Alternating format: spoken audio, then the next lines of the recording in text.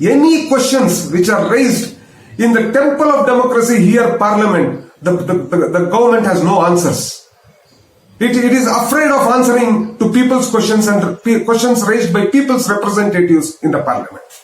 But the fact is that 4,611 Shramik trains took 63 lakh migrants across this country.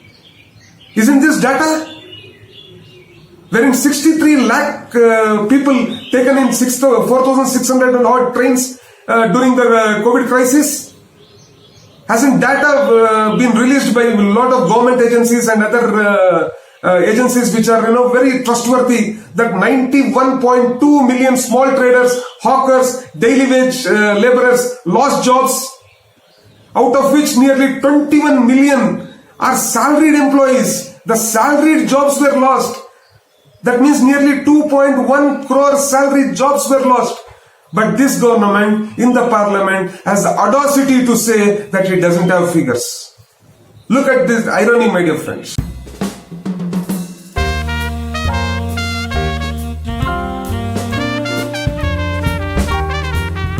Good evening, friends. Welcome to another episode of the Story of the Storyteller. Today, we are going to talk about why Modi and this BJP government is afraid of questions. Why does Modi have a phobia of questions?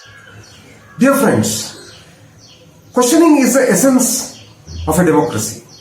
To question the government of the day is a fundamental right of all citizens in a democracy.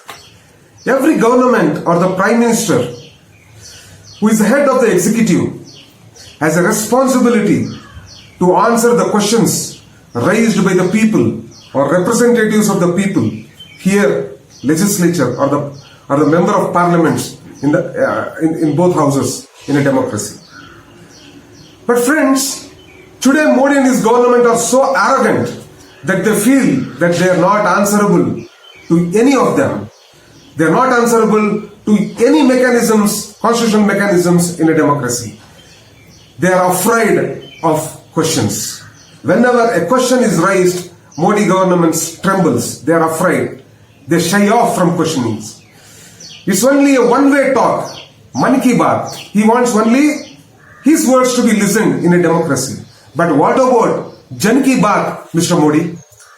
Why are you hiding from the questions raised by people, the civil society, and especially the parliamentarians? By doing so, Mr. Modi, democracy as an institution in itself is a big question mark. Now let us understand who all have a right in a democracy to question a government. Number one, the legislature. All the MPs of Lok Sabha, the Rajya Sabha, and even the MLAs of the state governments have a right to question. The judiciary has a right to question the government. The media, which is considered the fourth pillar of our executive, legislature and judiciary in a democracy, has a right to question. After all this fail, the people step in and have a right to question because they are supreme in a democracy. After all, what is democracy, my dear friends? Democracy is of the people, by the people, and for the people. In fact, what this government is doing is, it's telling the people, shut up and please listen. It is saying, just shut up and please listen. That means it's a one-way, type of communication. If this government is hell bent on saying it's my way or highway, either you fall in line, you follow what I say, or you go your way. So it's as simple as that. It's throttling people's voice, my dear friends. Now let us look at how all these mechanisms, constitutional mechanisms, have failed to raise voice against this BJP and Modi government. Let us look at legislature, my dear friends. Recently we have seen the question hour itself is removed during the monsoon, during the winter session of this parliament. The question hour has been done away completely, and it is a death knell for democracy and the parliamentary system in India. Now let us look what happened in the parliament. When a question was raised in the parliament, what were the number of migrants deaths in this country during the great Indian migration that took place? Why I say great Indian migration? Because after 1947, this was the biggest migration and this was the biggest distress that people had to face from migrating from one part of the country to the other. Now government says it doesn't have any data regarding number of migrants or number of migrant deaths. That means any questions which are raised in the temple of democracy here, parliament, the government has no answers. It is afraid of answering to people's questions and questions raised by people's representatives in the parliament. But the fact is that 4,611 Shramik trains took 63 lakh migrants across this country. Isn't this data? Wherein 63 lakh people taken in 4,600 and odd trains during the COVID crisis. Hasn't data been released by a lot of government agencies and other agencies which are very trustworthy that 91.2 million small traders, hawkers, daily wage laborers lost jobs, out of which nearly 21 million are salaried employees. The salaried jobs were lost. That means nearly 2.1 crore salaried jobs were lost.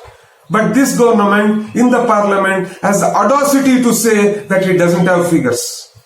Look at this irony, my dear friends. Now let us look, according to another World Bank report, lockdown after March 25th, it has impacted 40 million people, says the World Bank. Isn't this data? Doesn't the government have data? In that case, how did PM Care Fund say that 1,000 crores were spent on migrants? On what basis? When you don't have data on number of migrants, you don't have data on number of migrant deaths, how did you spend 1,000 crores from the PM Cares Fund? That is why we said PM Cares Fund should be responsible to the parliament, to the people. But this government, alas, hides it. It doesn't want to be responsible to anyone in a democracy. Another report says, my dear friends, rural distress is high. Nearly 60% of rural farmers are having monetary distress, monetary losses. 20 to 23% have either sold their properties like jewelry or sold their land. They have pledged their houses to lead a decent living. Does the government of the day have these figures? If you don't know what is happening, what is the guarantee that you will solve the problem? When you don't understand the gravity of the problem, how will you find solutions, Mr. Modi? Aren't you responsible for the people of this nation? By just sitting mum and feeding peacocks, will it stop the distress that the people are suffering? Data from the states, in fact, says, my dear friends, hundreds of people have died during this great migration. Migration did not happen only through Shramik trains. Migration happened through walking. They rode their bicycles. They went on their vehicles. How many laborers, were killed in a train accident near Pune? Doesn't the government of the day have this data? This Modi government doesn't want to answer any of the queries raised in the parliament or by people. They don't have any respect for the temple of democracy, the parliament, which is the highest decision-making body in a democracy. This is what has happened with legislature. But look at media. Media is supposed to be the fourth pillar in a democracy. It has a responsibility towards people in a democracy. Media is a watchdog and has to ask questions to the government when our government fails. But strangely, barring few media houses, they are used to the biscuits thrown by this Modi government and have no spine to question the inefficiency or the arrogance of Mr. Modi, our Prime Minister, or his government. The Godi media, my dear friends, instead of questioning this Modi government and putting the government on its map, when people are in distress, are busy. This Godi media is busy with Kangana, Riya, Sushant Rajput's death. Is this the priority for the people of this country? Is this the priority of the rural people who are under severe distress? Thousands of people have died. With 85,000 deaths, one among our near ones. I myself know 3-4 people of my near and dear ones, my friends who have died in this COVID distress. But this media, who have a responsibility towards the people and the constitution and the democracy in this country, are busy with insensitive issues like Sushant murder case or Kangana or Ria. And our Kannada media is busy with the drug cases like Ragini, Sanjana and whatnot. Shame on this media. You have lost your conscience.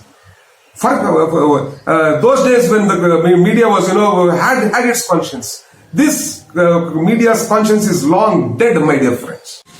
Dear friends, regarding the Ladakh issue, on 17th June 2020, our Prime Minister Narendra Modi says no intrusion has happened into Indian borders by Chinese troops. Just 2 days back, our Defense Minister Rajnath Singh says in Parliament that about 38,000 square kilometers of land Chinese have intruded into India. Now, whom should we depend on? Who is saying the truth? Who is saying the truth? Who is a liar? Is Modi telling lies? If Modi is telling lies, then will Modi apologize to this nation? Just think. The defense minister says different things. Modi outside the parliament says different things. Modi tries to fool the people outside the parliament, while in the parliament the defense minister says intrusion has happened. Another thing, Minister of State, shamelessly Mr. Anurag Thakur says that, nearly 30,000 rupees India has taken loan from Chinese banks for infrastructure products. It's a shame, Mr. Anurag Thakur. While Modi has banned 60 or 70 apps and he asks Indians not to import from China, to ban usage of Chinese goods, but you shamelessly have borrowed from Chinese banks. Is this what responsibility towards what you say? Is there different yardsticks for people and for you? I'm ashamed that this Modi government has different yardsticks and a duality is there. Does this media have the spine, have the guts to question Modi about why he has lied to this nation? Has this media got the guts and spine to question Anurag Thakur how he has borrowed money from Chinese banks when he is asking the Indian citizens to ban or to boycott Chinese goods? Coming back to judiciary, which is a conscience keeper of the constitution. After every possibility of an executive failing, the legislature failing, we ultimately go to the judiciary. And it has a responsibility of keeping the government in the check. But sadly, my dear friends, those at the helm of judiciary are bound by gratitude of our Prime Minister, Mr. Modi and his government, that they prefer to sit mum instead of being the conscience keeper of the constitution and allowing the government to do all its manmani and dance to the tunes of the ruling establishment. I'll give a solid example, my dear friends. Let us take the example of Delhi riots. Delhi riots, 3 BJP lawmakers, Kapil Mishra, Anurag Thakur and Parvez Verma, are scot-free today. They are the ones who incited trouble during the CAA NRC, where peaceful protesters were protesting in Shaheen Bagh and other places in Delhi. They instigated the public. They beat the public. They created right type situations. And then what has happened? All the 3 are scot-free today, but all other activists who were involved in the CAA, draconian implementation of CAA and NRC by this communal Modi government today have been charge-sheeted. And it's gone to such an extent, lot of people, good people who were fighting for the people's cause have been charge-sheeted in the Delhi riots. And one Mr. Umar Khalid, 11 lakh pages charge sheet is being filed. How did they get this data? Modi says no data when it comes to migrants, no data on job losses, but when it comes to fitting people who are not yes-men and who don't agree to their communal scheme of things, 11,000 page charge sheet is being filed. That is why, our Honorable top cop, Julio Ribeiro, has written a letter to the Delhi Police Commissioner, Mr. Srivatsa. The top cop, Julio Ribeiro, has written to Police Commissioner Srivatsa and he says, I realize it is difficult, indeed impossible to justify the license given to the 3 BJP stalwarts I named. License to rant, rave and threaten those who were peacefully protesting perceived wrongs. If the speakers were Muslims or leftists, the police would have surely taken them in for sedition, wrote Rebaro, who was former Mumbai police commissioner. He also said, and Srivatsa doubted the patriotism of activist Harish Mander and DU professor Apurvanand, who he had named as true patriots. Harsh and Apurvanand are Gandhians. I should have remembered that Gandhians have lost favor with this regime.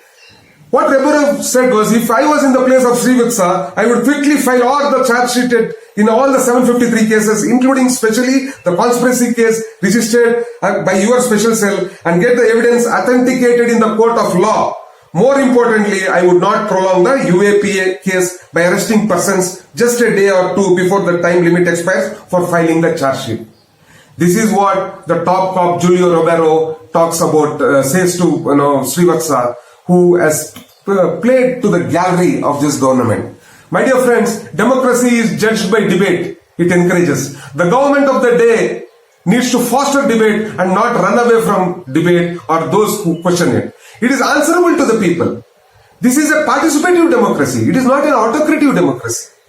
When you throttle people's voice, ultimately the democracy dies. Now, any questions asked by the legislature, you are not allowing. The judiciary, it can't ask questions because they are bound by duty or, some favor. The media is used to your biscuits thrown. Now, the civil society, few among the people who question you, they are labeled as Pakistani agents or anti-nationals and jailed. We have seen what has happened in Bhima Karago cases. Lot of professors who don't agree to you. They might be leftists. They don't agree to your line of thinking. They might be against fascists. They might be against the communal agenda that you do. But that doesn't mean they have no right to speak. My way or highway? Or you are saying my way or jail way? You have put 75-year-old Varavar Rao in jail. His health is deteriorating. Where will he run away? 75-year-old Varavar Rao, where will he run away? That means this government is telling, if you dare to question us, if you dare to speak with us, if you dare to put us into problem, we are going to beat you up, we are going to jail you, is what they are showing by putting Varavar Rao in jail. Now, my dear friends, legislature is stifled, the civil society people are jailed, legislature is stifled with question hour being cancelled, and the 0 hour is curtailed, the temple of democracy is killed, media and judiciary have been bought, are silenced to sit mum. Now, who should question this government? Who should bring this government onto the mat? It is we, the people, who should question this government. We have to hit the streets. We have to question this government. Modi is no God. Modi is no God. Democracy belongs to us, we the people, and we have all the right to question this government. It is we the people who need to protect our democracy from the hands of an autocrat like Mr. Modi. Let us all, from today, question this government and tell them that their effort in stifling democracy, in stifling our voices, will not be tolerated anymore. Jai Hind.